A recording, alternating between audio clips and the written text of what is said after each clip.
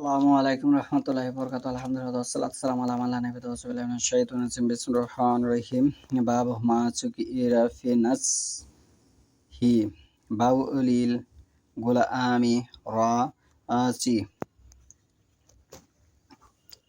আজকের বক্তব্য বিষয় হলো শিশুর পেশাবে পানি ছিটিয়ে দেওয়া। আমি যে হাদিসটা তেলাওয়াত করেছি তিরমিজি অনুচ্ছেদ ৭৮ হাদিস নাম্বার ৬১০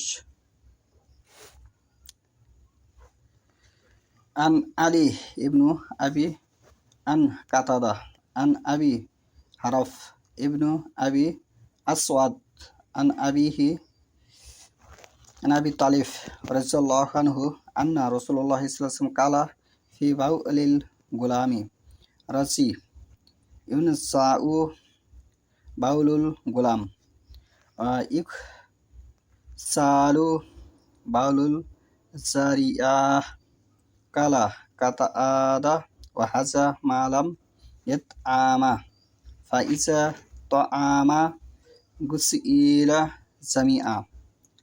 আলী ইবনু আবি তালিফ রচনাতে বর্ণিত আছে রাসূলুল্লাহ সাল্লাল্লাহু আলাইহি ওয়াসাল্লাম শিশুর পেশাব প্রসঙ্গে বললেন, পুরুষ শিশুর পেশাবে পানি ছিটিয়ে দিতে হবে এবং কন্যা শিশুর পেশাব ধুয়ে ফেলতে হবে। কাতাদা রাদিয়াল্লাহু আনহু বলেন, শিশুরা যতক্ষণ শক্ত খাবার না ধরবে ততক্ষণ এই নির্দেশ বহাল থাকবে।